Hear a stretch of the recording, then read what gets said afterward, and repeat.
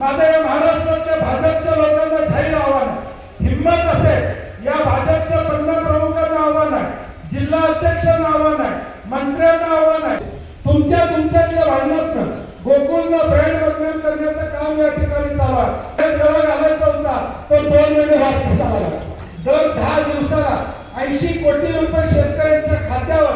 शाहू महाराजांनी आपल्याला शिक्षणाचा पाया, या कोल्हापूर मधून समतेचा पाया या देशाला देण्याचं काम केलं. ज्यावेळी जिस वक्त आरटीई था उनके कार्यकाल में आरटीई की इम्प्लीमेंटेशन हुई थी. आज आरटीई की बात हम कर रहे हैं, राइट टू एजुकेशन की, लेकिन शाहू महाराज जी के टाइम में आरटीई की शुरुआत उस काल में उनके कार्यकाल में. या ठिकाणी मैदान सोडून जाणारे पिकी कोल्हापूरकर नाही आहेत, हा इतिहास आपला नेहमी राहिलेला आहे. आणि म्हणून अशा या चांगल्या उपक्रमातून एक महाराष्ट्रामध्ये चांगला संदेश देण्याचं काम तुम्ही आम्ही सगळे या ठिकाणी करतो आणि त्यामध्ये तुमचा सहभाग त्या ठिकाणी महत्वाचा. मी या वया गोळा करू शकत नाही, तुम्ही जर नसता तरी हे शक्य नाही. आपण जर 2007 पर्यंत हिशोब या ठिकाणी केला तर करीब 8-10 करोड़ की ये किताबें होगी. अभी इतने साल का अगर हिसाब किया जाए 10 रुपए में इसकी एक कीमत पकड़ी जाए तो करीबन 8 करोड़ की किताबें हम बांट चुके जो लोगों ने दी है खुद. तर या सगळ्या वया किमान 8 कोटीच्या वया आज या जिल्ह्यामध्ये गेल्या 2007 सालापासून या जिल्ह्यामध्ये तुमच्या माध्यमातून आपण या ठिकाणी देऊ शकतो.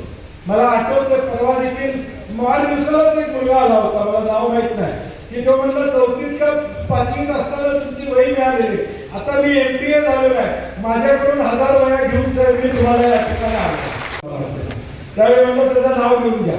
एक लड़का मिले इस जन्मदिन पे आया था उदय जी, जो बोला 4थी क्लास में मुझे आपकी बुक मिली थी, आज मैं MBA हूँ, आज मैं 1000 किताबें लेके आया हूँ, मुझे नौकरी लगी है, मैं 1000 किताबें लेके आया.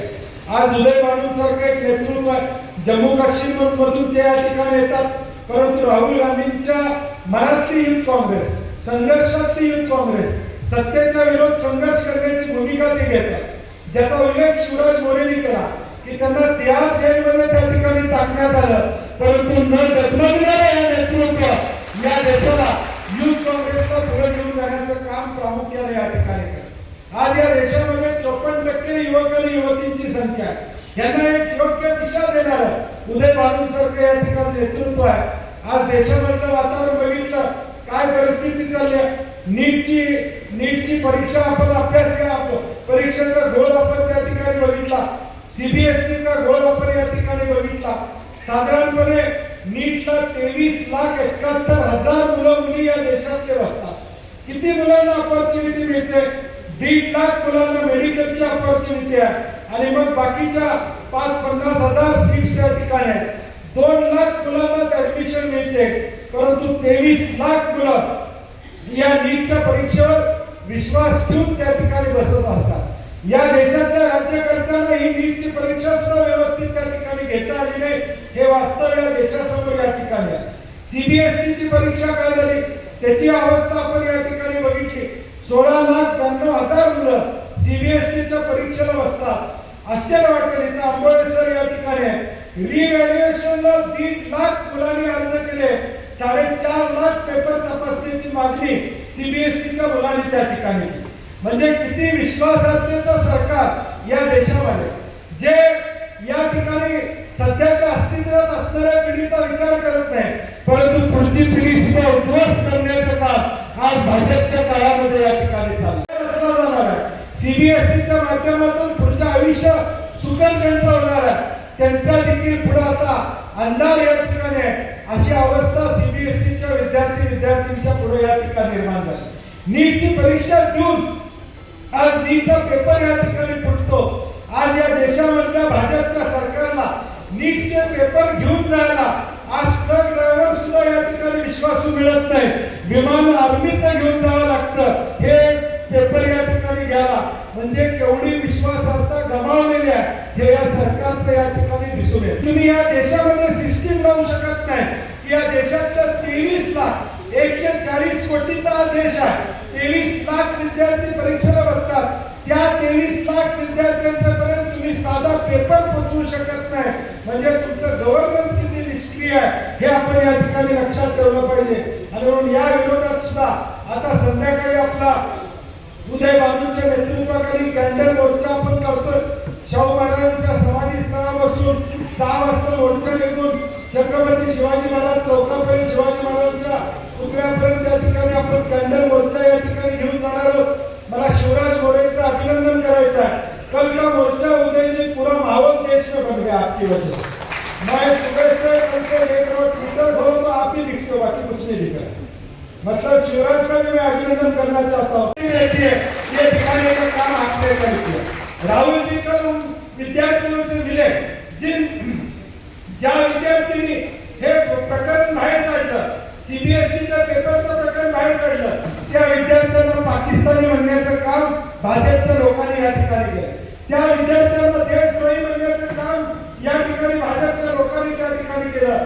काल आमचे नेते राहुल गांधी त्यांच्यावर बसले, गप्पा मारल्या आणि तुमच्या भविष्याचा विचार या ठिकाणी केला पाहिजे ही भूमिका राहुल गांधींनी त्या ठिकाणी घेतली. गेले 3-4 महिने राहुल गांधी सांगतायत की देशाचं वातावरण वेगळं आहे, चुकीचं आहे, अर्थकारण चुकलेलं आहे, परंतु त्या ठिकाणी मानायला त्या ठिकाणी तयार नाही. आज निवडणुका झाल्यावर पेट्रोल वाढत चाललेलं आहे. दररोज तसं या ठिकाणी बीपी वाढतो तसं आता पेट्रोल वाढायला लागलेलं आहे. म्हणजे आता लोकांनी एका बाजूला बीपी बघायचं, शुगर बघायचं आणि दुसऱ्या बाजूला पेट्रोलचा दर बघायचा. म्हणजे वाढतंय का हे बघायचं काम त्या ठिकाणी करायचं आहे. दर दिवसाला आम्हाला काही अर्थतज्ञ सांगतात की आता पेट्रोल किमान 150 रुपयावर या ठिकाणी पुढच्या महिन्यापर्यंत आहे. किमान 150 रुपयावर जाईल अशी अवस्था या सरकारने केली आहे. हा युद्धाचा परिणाम आहे का? तर युद्धाचा परिणाम आहे हे मानतो. परंतु युद्ध होण्याआधी 2 वर्ष या देशाची अर्थव्यवस्था कोलमडलेली आहे. या देशाचं अर्थकारण बिघडलेलं आहे. या देशाला दिशा नसलेलं सरकार असल्यामुळं या देशाचं अर्थकारण बिघडले. आज पेट्रोल डिझेल वाढलं, महागाई वाढणार आहे. आज तुम्ही व्हॉट्सअपवर बघताय IT कंपनीमध्ये आता 500-500 लोक 700-700 लोक एका वेळी काढून टाकण्याचं काम त्या ठिकाणी चालू आहे. काल इंदोरीमध्ये 500 का 700 शिवाय 700 मुलांना 700 बच्चों को निकाला गया. आणि स्वतःची पोळी साधून घेण्याचा प्रयत्न भाजप करतोय. आणि मग माझी काँग्रेसच्या कार्यकर्त्यांना विनंती, मी नेहमी या व्यासपीठावर सांगतो की सोशल मीडिया हे आपलं मोठं शस्त्र आहे लोकांच्यापर्यंत पोहोचायचं. आपण सोशल मीडियाच्या माध्यमातून जो भाजपचा काळा कारभार आहे तो लोकांच्या पुढे आणण्याचं काम या ठिकाणी केलं पाहिजे. आज जे भाजप या देशामध्ये सांगतंय की पेट्रोल या ठिकाणी कमी वापरा, सोनं या ठिकाणी खरेदी करू नका, तुम्ही परदेश दौरे करा, आणि आम्ही मात्र या ठिकाणी कामावर जायचं सुद्धा चालत जायचा का प्रश्न. माझा या महाराष्ट्रातल्या भाजपच्या लोकांना जाहीर आव्हान आहे, हिम्मत असेल या भाजपच्या 15 प्रमुखांना आव्हान आहे, जिल्हा अध्यक्षांना आव्हान आहे, मंत्र्यांना आव्हान आहे, आमदारांना आव्हान आहे, मोदींचा संदेश तुम्हाला पाळायचा असेल तर पुढच्या 8 दिवस भाजपच्या प्रत्येक आमदारानं, भाजपच्या प्रत्येक कार्यकर्त्यानं पेट्रोल पंपावर उभं राहावं आणि लोकांना सांगावं पेट्रोल कमी भरावं. दागिन्याच्या दुकानावर बाहेर थांबावं आणि दागिना खरेदी करायला गेले जाणाऱ्या माणसाला नमस्कार करून सांगा मोदी साहेबांचा निरोप आहे, दागिने खरेदी करू नका. हिम्मत असेल तर पेट्रोल पंपावर भाजपच्या कार्यकर्त्यांनी या ठिकाणी उभा राहा. तुम्हाला मोदींचा संदेश या देशासाठी घेऊन जायचा ना, तर तुम्ही पहिला रस्त्यावर उतरा आणि लोकांना सांगा, फक्त भाषणात या ठिकाणी बोलू नका. माझा जाहीर आवाहन आहे भाजपच्या कार्यकर्त्यांना की उद्यापासून आठवडा सप्ताह तुम्ही नेमता. मन की बातच्या तुम्ही शो या ठिकाणी दर महिन्याला या ठिकाणी लावता, टीव्ही लावता आणि मन की बात तुम्ही दाखवता. आता मन की बात मध्ये जे मोदी साहेबांनी सांगितलेलं आहे ते लोकांना सांगण्यासाठी पेट्रोल पंपाच्या दारात उभा आहे का? तुमच्यात हिम्मत असेल तर जावा आणि लोकांना पटवून द्या की पेट्रोल भरू नका, चालत जावा, नोकरीवर या ठिकाणी जाऊ नका, घरातून काम करा, हे सांगायचं काम करा, प्रचार करायचं काम या ठिकाणी करा. मग लोक तुम्हाला सगळेतोड या ठिकाणी उत्तर देतील. आणि मग ही जी काही नीती भाजपची चाललेली आहे, धुई मागवायचा प्रयत्न समाजामध्ये चाललेला आहे, तो हाणून पाडण्याचा प्रयत्न उद्याच्या भविष्यकाळात तुम्हाला आम्हाला सर्वांना या ठिकाणी करावा लागेल. कोल्हापूरमध्ये तर आपण नेहमीच संघर्षाची भूमिका या ठिकाणी घेतोय.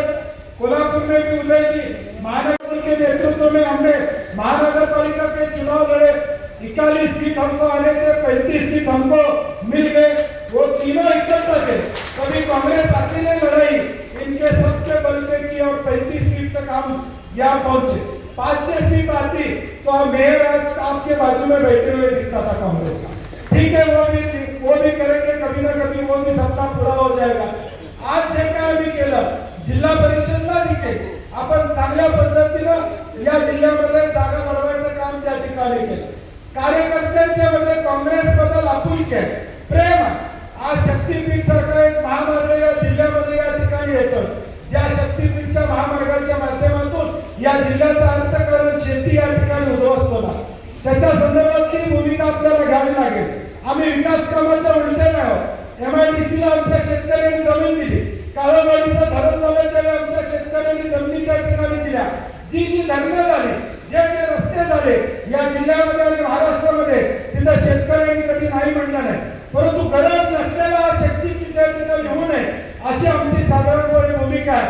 9 तारखेला शक्तीपीठच्या रस्त्याच्या संदर्भातला देखील मोर्चा दसरा चौक तो कलेक्टर ऑफिस आपण नियोजित केलेलं आहे। आपण सगळ्यांनी त्यात आलं पाहिजे। माझं रान जाणार नाही असंच न समजता, माझं रान नाही गेलं तिथलं 2 किलोमीटर 5 किलोमीटर पुराचा जो फुगवटा होणार आहे त्यात तुमचं रान मात्र नक्की जाणार, घर जाणार आहे। आता आम्हाला समजणार आहे शाहूपुरी 5 फुटाला मूर्ती 10 फुटावर जाणार आहे, म्हणजे शाहूपुरीत 5 फूट पाणी येत आहे, 10 फुटावर या ठिकाणी जाणार आहे। कलेक्टर ऑफिस जवळ अर्चना आहे का, कलेक्टर ऑफिस जवळ या ठिकाणी पाणी येते ते आता 10 फुटाला येणार। ज्या परिस्थितीत आहे म्हणजे 29 वार्ड आहेत, प्रताप जाधवांचा वार्ड असू दे किंवा नदीकाठचे जाधववाडीचा वार्ड असू दे, कदमवाडी असू दे, हे सगळे जिथं पाणी येणार आहे ते आता 10 फुटाने पाणी उद्या शक्तीपीठ महामार्ग झाला की या ठिकाणी होणार। आणि म्हणून या शक्तीपीठ महामार्गाच्या संदर्भातली भूमिका आपण घेतलेली आहे। आपण विकास कामाच्या उलटे या ठिकाणी आहोत। वीज दर वाढली, पेट्रोल वाढलं, डिझेल वाढलं, आता पाणीपट्टी सुद्धा वाढलेली। काल मी पत्रकार परिषद घेऊन या ठिकाणी सांगितलं की भूमिका आपल्याला घ्यावी लागेल। पाणीपट्टी 12.5% पाणीपट्टी या ठिकाणी या राज्यामध्ये वाढणार, त्याच्या संदर्भात देखील युथ काँग्रेस पण आपण भूमिका या ठिकाणी घ्यावी अशी माझी विनंती आहे। लोकांनाही माझं आव्हान आहे की या 5 तारखेपर्यंत ज्या हरकत आहे त्या हरकती आपण नोंदवल्या पाहिजे। आम्ही त्या हरकती नोंदवायचं काम करतोय, आपणही त्यामध्ये त्या हरकती नोंदवायचं अशी माझी प्रामुख्याने या ठिकाणी अपेक्षा असणार। आणि म्हणून हा जो काही संघर्ष आहे तो संघर्ष जिल्ह्यातल्या स्वाभिमानी लोकांसाठी आमचा चालू आहे। तुमची लढाई लढण्याचा प्रयत्न मी या ठिकाणी करतोय। माझा कुठला स्वार्थ आहे याच्यापेक्षा हा शाहू महाराजांचा जिल्हा छत्रपती शिवाजी महाराजांच्या विचाराला टिकला पाहिजे, ही भूमिका आमची प्रामुख्याने या ठिकाणी असणार, ही भूमिका आमची या ठिकाणी असणार। या देशामध्ये नथुराम गोडसेंचे पुतळे उभारले जात आहेत। महात्मा गांधींनी आम्हाला स्वातंत्र्य दिला, आज नथुराम गोडसेंची जयंती कधी होताना आम्ही पाहिली नव्हती, परंतु ती आज होताना आम्ही या ठिकाणी पाहतो। विचार दुसरे घेऊन जाण्याचं काम या भाजपच्या माध्यमातून चाललेलं आहे। आणि माझी आपल्याला सातत्यानं काँग्रेसच्या व्यासपीठावर मी सातत्यानं 2 गोष्टी सांगत आलेल्या आहे की आमचा मुलगा आमचा नातू कुठं आहे याच्यावर जरा लक्ष ठेवा आणि सोशल मीडियावर आपण ऍक्टिव्ह राहिलं पाहिजे। ही भूमिका आपण काँग्रेस म्हणून या ठिकाणी घ्यावी अशी प्रामुख्याने माझी अपेक्षा या निमित्त असणार आहे। उद्या या जिल्ह्याच्या राजकारणामध्ये महापालिका, नगरपालिका, जिल्हा परिषद, पंचायत समित्या आपण शाहू महाराजांच्या नेतृत्वाखाली या जिल्ह्यामध्ये या ठिकाणी लढलो। आता गोकुळचं रणांगण या ठिकाणी झालं। स्वर्गीय आनंदराव पाटील सुळेकर साहेबांनी या गोकुळला खऱ्या अर्थानं या देश पातळीवर घेऊन जाण्याचं काम त्या ठिकाणी केलं। नंतरच्या काळामध्ये अरुण नरके साहेबांनी त्याला दिशा देण्याचं काम केलं। हा गोकुळ हा दुधाचा भांडा, या मीठ पडता कामा नये ही माझ्यासारख्या कार्यकर्त्याची भूमिका या ठिकाणी आहे। ज्यावेळी गोकुळची निवडणूक लढवली त्यावेळी किमान 2 रुपये दर जास्त देण्याची भूमिका स्वीकारली होती। तब्बल 12-14 रुपये जास्त दर देण्याचं काम आम्ही या ठिकाणी आज महायुती म्हणून त्या गोकुळच्या निवडणुकीमध्ये लढतायत। आज आपले बरेच कार्यकर्ते या गोकुळच्या ठरावाच्या भानगडीत या ठिकाणी आहेत, जिल्हाभर या ठिकाणी काम करतायत। माझी कार्यकर्त्यांना देखील विनंती आहे, एक माणूस या ठिकाणी वेचून काढला पाहिजे। पाहुणा असेल, मेवणा असेल, सासू असेल, सासरा असेल, माहेर असेल, सासर असेल, जिथं ओळख निघाल तिथं हा टिकला पाहिजे गोकुळ. आज महायुतीचा आपण कारभार बघतोय. गेले 2 महिने या जिल्ह्यामध्ये गोकुळला बदनाम करण्याचं काम तुमचं या ठिकाणी चालू. तुमच्यातल्या भांडणातनं गोकुळचा ब्रँड बदनाम करण्याचं काम या ठिकाणी चालू आहे. 2 महिने तुम्ही वाद कशाला घातला? काल गळ्यात गळा घालायचा होता, पण 2 महिने वाद कशाला घातला? गोकुळ बदनाम तुमचा काय केला हा प्रश्न या ठिकाणी आहे. आणि 5.5 लाख शेतकऱ्यांचा प्रश्न या ठिकाणी अवलंबून आहे. दर 10 दिवसाला 80 कोटी रुपये शेतकऱ्यांच्या खात्यावर देण्याची व्यवस्था या गोकुळच्या माध्यमातून या ठिकाणी होते. आणि म्हणून उद्याच्या काळात देखील गोकुळ टिकला पाहिजे. यासाठी म्हणून ही लढाई आपल्याला लढावी लागेल. मी कुठे त्या निवडणुकीला उभारणार नाही, परंतु कार्यकर्ते तिथे गेले पाहिजे आणि संघ टिकला पाहिजे, संस्था टिकली पाहिजे. कारण की 5.5 लाख शेतकरी त्याच्यावर या ठिकाणी अवलंबून आहेत. आणि मग ती तयारी आपल्याला उद्या 2-3 महिन्यामध्ये या ठिकाणी करावी लागेल. मला काय विश्रांती मिळत नाही. मी म्हणलं आता महापालिका संपली, 2-4 महिने जरा आराम करूया. आराम मला लिहिलंच नाही, देवानं सांगितलंच वरनं तू गप बसायचंच नाही, काय तर चालूच आहे. त्यामुळे आता 3 महिने गोकुळ याच्या पलीकडे या ठिकाणी नाही. आणि ते झालं की केडीसी लगेच डिसेंबर मध्ये लागणारच आहे. या सहकारी संस्था टिकल्या पाहिजे. मी नेहमी म्हणतो, महाराष्ट्रामध्ये मी फिरतो त्यावेळी ज्या जिल्ह्यामध्ये सहकार नाही तिथल्या शेतकऱ्यांची अवस्था या ठिकाणी पाहिजे. आणि म्हणून हा गोकुळ टिकला पाहिजे. त्यांच्या भांडणात आज जे गोकुळच्या आधी पॅनेल करायच्या आधी एवढी भांडणं करत असतील तर त्या ठिकाणी गेल्यावर काय होईल लक्षात. लोकांना हे पटवून दिलं पाहिजे की या ठिकाणी एक हाती सत्ता, एकाच्या हातामध्ये ही सूत्र या ठिकाणी गेली पाहिजे. आणि आदरणीय शाहू महाराजांच्या नेतृत्वाखाली या गोकुळमध्ये सुद्धा चांगल्या विचाराची आमच्या बरोबर जे येतील त्यांना घेऊन या ठिकाणी लढण्याची भूमिका उद्याच्या भविष्यकाळात आमची राहील. हा विश्वास या कार्यक्रमाच्या निमित्ताने मी या ठिकाणी देतो की अत्यंत चांगल्या पद्धतीने नियोजन आपण करूया. कारण की आता जात विचारल्याशिवाय आपल्याला पर्याय नाही. लोकांना सरकारला जागा केल्याशिवाय या ठिकाणी पर्याय नाही. आणि या वीज दरवाढी विरुद्ध, पेट्रोल विरुद्ध, डिझेल विरुद्ध, पाणीपट्टी विरुद्ध हा संघर्ष उद्याच्या भविष्यकाळात सातत्यानं लोकांसाठी लढण्याची भूमिका आपल्याला घ्यावी लागेल.